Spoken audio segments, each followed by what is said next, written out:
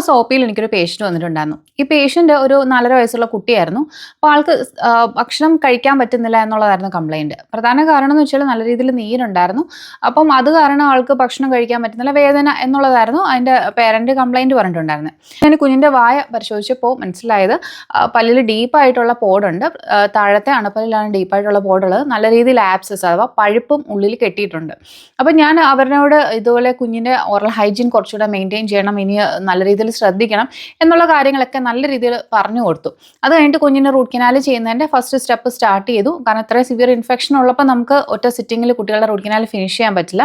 അപ്പോൾ അതുകൊണ്ട് നമ്മൾ അതിൻ്റെ ബിഗിനിങ് ആയിട്ടുള്ള കാര്യങ്ങളൊക്കെ ചെയ്തു. അതുപോലെ മെഡിസിൻ ഒക്കെ വെച്ചിട്ട് ആൻറ്റിബയോട്ടിക്കും ആൾക്ക് വേണ്ട ട്രീറ്റ്മെൻറ്റും കാര്യങ്ങളൊക്കെ ചെയ്തിട്ട് പേഷ്യൻറ്റിനോട് ഞാൻ വെയിറ്റ് ചെയ്യാൻ വേണ്ടി പറയുന്ന സമയത്ത് ആ അമ്മ കുട്ടിയോട് പറയാണ്, ഇവിടെ നിന്ന് ഇറങ്ങിയിട്ട് നിനക്ക് ഇഷ്ടമുള്ളൊരു ചോക്ലേറ്റിൻ്റെ ബ്രാൻഡിൻ്റെ പേര് പറഞ്ഞു അത് ഞാൻ നിനക്ക് വാങ്ങിച്ചു തരാം എന്ന് പറഞ്ഞു. ശരിക്കും എനിക്ക് ആ പേരൻറ്റിനോട് ഭയങ്കര സഹതാപമാണ് തോന്നിയത്. കാരണം ഈ ഭക്ഷണ രീതിയുടെയും അതുപോലെ പ്രോപ്പറായിട്ട് ഓറൽ ഹൈജീൻ മെയിൻറ്റെയിൻ ചെയ്യാത്തത് കൊണ്ടാണ് കുഞ്ഞ് ഇത്രയും സഫർ ചെയ്യുന്നതെന്ന് നമ്മൾ പറഞ്ഞു കൊടുത്തിട്ട് പോലും പല പേരൻസും ഇത് മനസ്സിലാക്കാറില്ല. ചോക്ലേറ്റ്സും ബിസ്ക്കറ്റും ഒക്കെ കഴിക്കുന്നത് കൊണ്ട് കുഴപ്പമില്ല, ഇതൊക്കെ ഒരു മിതമായ രീതിയിൽ കഴിക്കാം. ചോക്ലേറ്റിനെക്കാട്ടിൽ കൂടുതൽ ബിസ്ക്കറ്റാണ് ശരിക്കും കുട്ടികളുടെ പല്ലിൽ ഭയങ്കര സ്റ്റിക്കി ആയിട്ട് ഒട്ടിപ്പിടിച്ചിരിക്കുകയും പല്ല് കേടാക്കാനും കാരണമാവുന്നത്.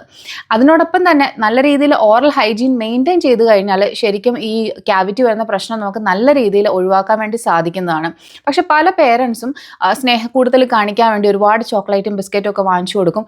ഇത് കുട്ടികളുടെ പല്ലിൻ്റെ ആരോഗ്യം മാത്രമല്ല അവരുടെ ജനറൽ ആയിട്ടുള്ള ഹെൽത്തിനെയും ഇത് ബാധിക്കും. പല്ലിൽ കേടുള്ളപ്പോൾ അവർ കംപ്ലീറ്റ് ആയിട്ട് ക്രഞ്ചി ആയിട്ടുള്ള ഫുഡുകളൊന്നും കഴിക്കില്ല. എസ്പെഷ്യലി ക്യാരറ്റ്, വെജിറ്റബിൾസ്, അങ്ങനത്തെ ചവച്ച് കഴിക്കേണ്ട ഭക്ഷണങ്ങൾ പൊതുവേ കുട്ടികൾ വേദന കാരണം ഒഴിവാക്കും. അപ്പോൾ ഇത് കാരണം തന്നെ അവർക്ക് പലതരത്തിലുള്ള മാൽന്യൂട്രീഷൻ വരാനുള്ള സാധ്യതയുണ്ട്. അഥവാ ന്യൂട്രീഷണൽ ഡെഫിഷ്യൻസികൾ, വൈറ്റമിൻ്റെ കുറവുകളൊക്കെ വരാനുള്ള സാധ്യതയുണ്ട്.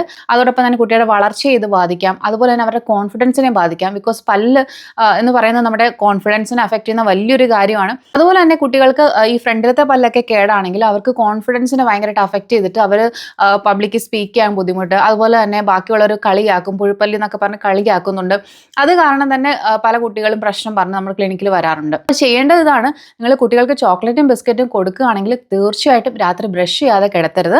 അതുപോലെ തന്നെ ക്യാവിറ്റി കൂടുതലായിട്ട് അഥവാ പല്ലിന് പോട് കൂടുതലായിട്ട് കാണുന്ന ഒരു പ്രവണത നിങ്ങളുടെ കുട്ടിക്കുണ്ടെങ്കിൽ തീർച്ചയായിട്ടും നിങ്ങൾ കുട്ടീനെ ഒരു ഡെന്റൽ കൺസൾട്ടേഷന് വിധേയമാക്കുക. വേണ്ട ട്രീറ്റ്മെന്റുകൾ ബിഗിനിങ് സ്റ്റേജിൽ തന്നെ ചെയ്തു പോകുക. അല്ലാതെ പല്ലിന് നീരും വേദനയൊക്കെ ആയിട്ടല്ല നിങ്ങൾ ഡെന്റിസ്റ്റിനെ കാണേണ്ടത്. കുട്ടിക്ക് ചെറുതായിട്ട് തന്നെ പലരുടെ ഡിസ്കംഫർട്ട് ഉണ്ടെങ്കിൽ നിങ്ങൾ തീർച്ചയായിട്ടും ഒരു ഡെന്റിസ്റ്റിനെ കണ്ടിട്ട് അതിന് വേണ്ട പ്രോപ്പറായിട്ടുള്ള ട്രീറ്റ്മെൻറ്റ് ചെയ്യിക്കുക. അല്ലാതെ കുഞ്ഞിന് ഇൻഫെക്ഷൻ വന്നിട്ട് അത് സഫർ ചെയ്യാൻ നിങ്ങൾ അനുവദിക്കരുത്.